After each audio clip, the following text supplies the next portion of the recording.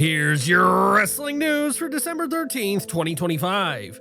WWE is leaving nothing to chance as the countdown winds down to Saturday night's main event 42, with the company already assembling major names in Washington, D.C. ahead of John Cena's final match. According to PW Insider, several WWE superstars and legends arrived in the city on Friday, one day before the historic event. Those in attendance are reportedly participating in media commitments and community outreach as WWE prepares for what is expected to be an emotional farewell for the 17-time world champion.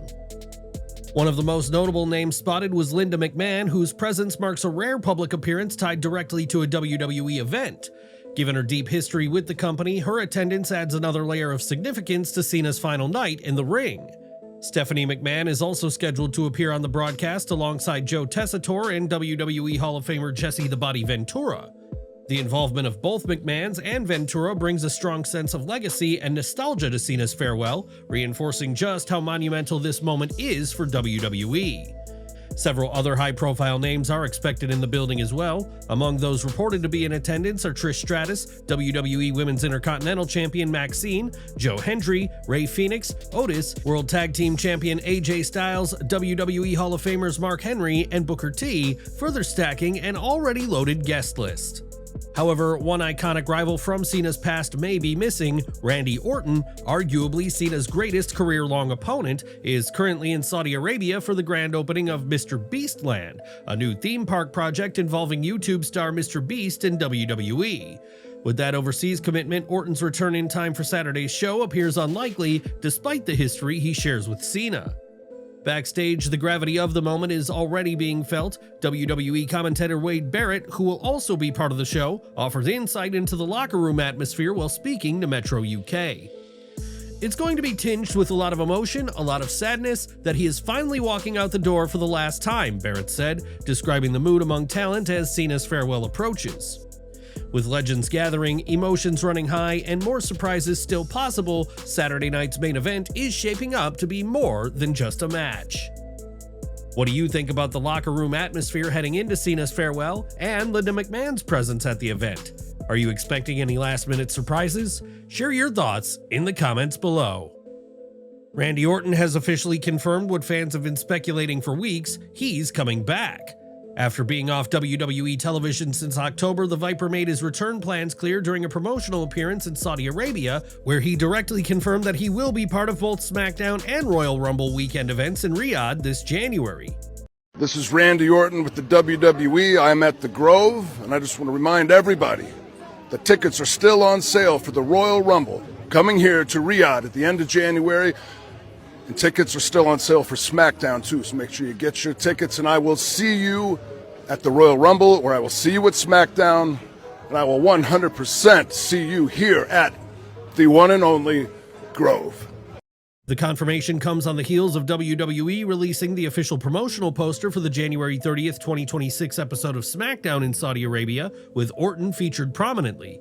His placement immediately fueled speculation about his status, and now that speculation has been put to rest. Orton was last seen on the October 3rd episode of SmackDown, teaming with Cody Rhodes against Bronson Reed and Braun Breaker. That match ended with a brutal post-match assault as Reed delivered multiple tsunami splashes to Orton, effectively writing him off television for several months. With his return now confirmed and a major international stage set, the timing couldn't be more deliberate. Whether Orton is coming back for revenge, championship ambitions, or an entirely new direction, one thing is clear: the Apex Predator is ready to make his presence felt once again. Enjoying the video? A quick like goes a long way in helping us grow and deliver more wrestling news you care about. LA Knight's closing moments on the December 8th episode of WWE RAW left fans uneasy, but new details have since provided important clarity on what was really happening behind the scenes. The night began with Knight suffering a loss to Logan Paul, followed by a 4-on-1 assault that left him laid out in the ring. The situation escalated further when the show ended with Knight being attacked backstage, a sequence that immediately ignited speculation online. Many viewers believe the angle was designed to write Knight off television, while others went as far as questioning his standing with WWE. However, a key update has since shifted that narrative. Fightful Select reported that Knight was not at full health during Raw. Despite being sick, he still worked the match and appeared in multiple segments throughout the night. It was claimed that LA Knight battled through an unspecified sickness on WWE RAW. He ended up performing, the report stated. Sources within WWE have also dismissed any concern about Knight's status within the company. He remains under contract, and there is no disciplinary issue tied to the storyline. One insider told Fightful that the beatdown angle was a standard story beat that will be revisited, reinforcing that the segment was always intended as part of a longer narrative. Speculation also surfaced suggesting Knight may have been punished for holding a "We Want LA Knight, Not Jey Uso" sign backstage last month. WWE creative sources rejected the idea outright, with one source bluntly stating, "Being booked to beat Jey Uso would be a weird punishment."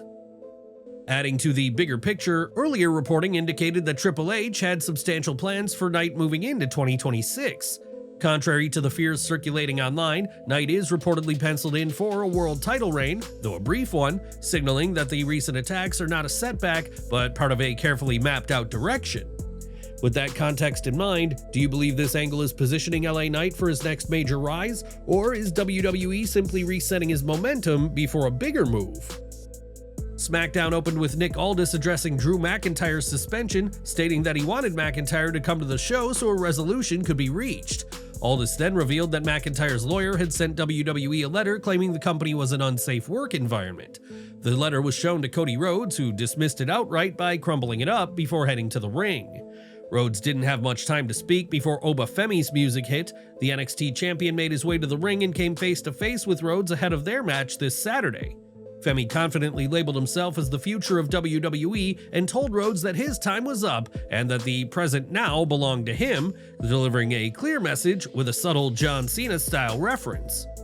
Rhodes attempted to walk away, but Femi stopped him, leading to a tense stare-down as both men raised their championships in the ring. The segment was straightforward and designed to sell their upcoming clash, with Femi making the most of his limited time to establish his presence opposite Rhodes. With Drew McIntyre's suspension still unresolved, there is growing speculation that an interference could factor into the finish, potentially costing Rhodes the match while protecting him and setting up a major win for Femi. Do you think Drew McIntyre will get involved, or will WWE let Femi score a clean victory on Saturday? Sound off in the comments. The final match of the night was a mixed tag bout, with Rhea Ripley and Damian Priest reuniting to take on Aleister Black and Zelina Vega. With roughly 10 minutes left in the broadcast when the match began, it was clear from the start that time would be limited. A brief opening brawl set the tone before Ripley used her clear power advantage to take control of Vega as the show headed into its final commercial break.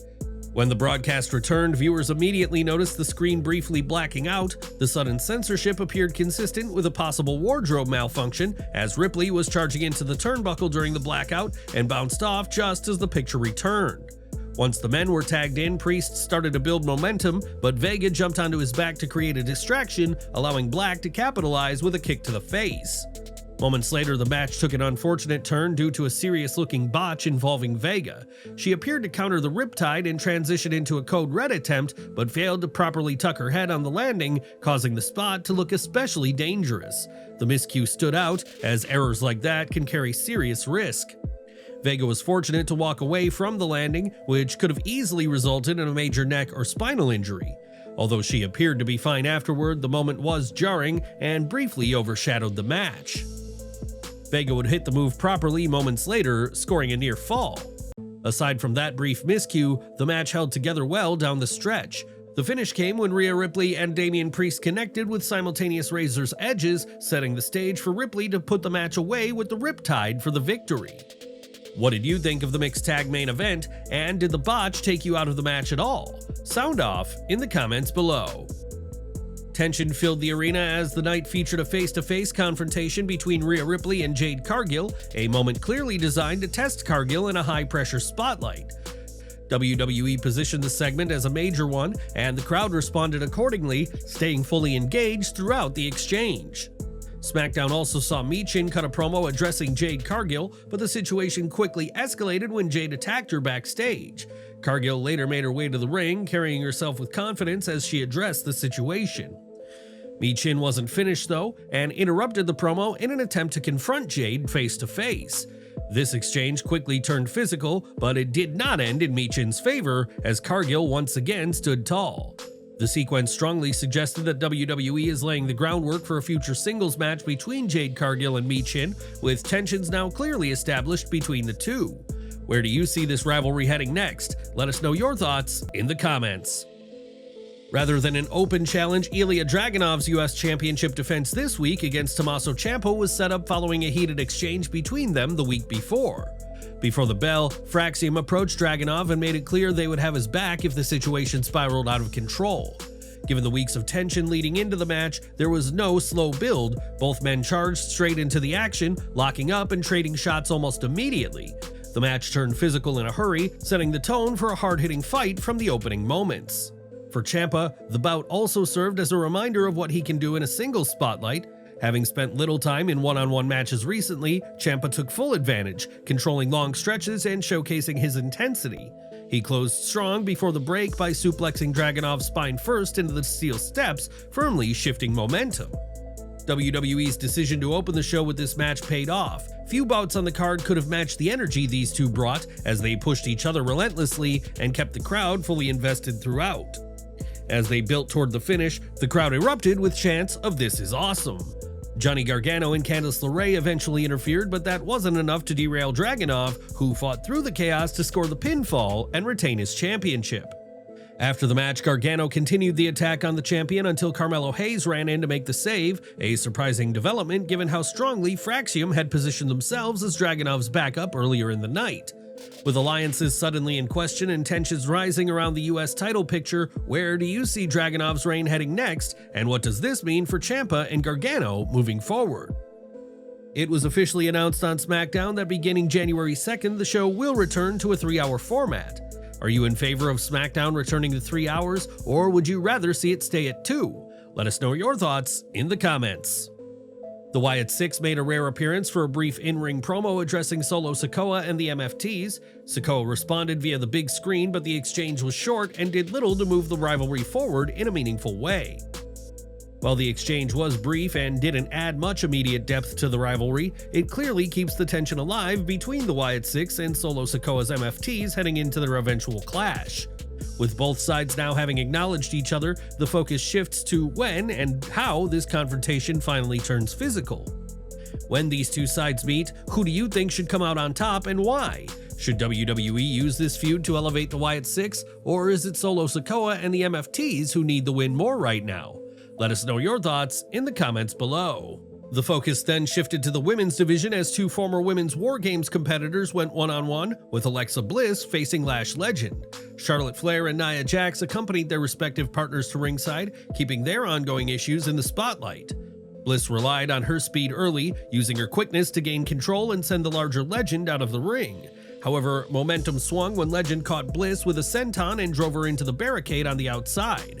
Back in the ring, Legend connected with a heavy forearm that visibly stunned Bliss, while Jax created a distraction by tripping Bliss on the apron. Bliss attempted to fight back with a DDT, but Legend countered the move and immediately transitioned into her finisher to secure the victory. The match was short and light on major moments, but it accomplished its purpose. Legend came out looking strong, and the clean counter into her finisher stood out as the key highlight of the bout. How did you feel about Lash Legend picking up the win here, and where do you see her heading next after this result? Let us know in the comments. A heated backstage confrontation earlier in the show set the stage for a one-on-one match between The Miz and Javon Evans. Once the bell rang, The Miz briefly asserted control, but Evans quickly shifted the momentum by sending the A-lister to the floor and connecting with a picture-perfect moonsault. After the commercial break, The Miz slowed the pace, keeping Evans grounded in a headlock. Evans eventually fought free, building momentum with a flurry of his signature offense before sealing the victory with the OG cutter. The match was short, especially with a commercial break cutting through the action, but it accomplished its goal. The Miz is an underrated seller. He always makes his opponents look good, and that is one of his most valuable traits. Evans came out looking sharp, and the win further highlighted his growing momentum. Bayley was shown in the crowd alongside her Saturday night's main event opponent from NXT, Sol Ruca, but who do you think picks up the win, and why? How did you feel about SmackDown this week? Which segment stood out to you the most, and why? Also, just a heads up, we'll be dropping our regular Saturday night's main event review, so be sure to check that out as well. Let us know your thoughts in the comments below. Don't miss our next video coming at 5:30 p.m. Eastern with all the latest wrestling updates. Smash that bell icon and select all notifications so you're always in the loop.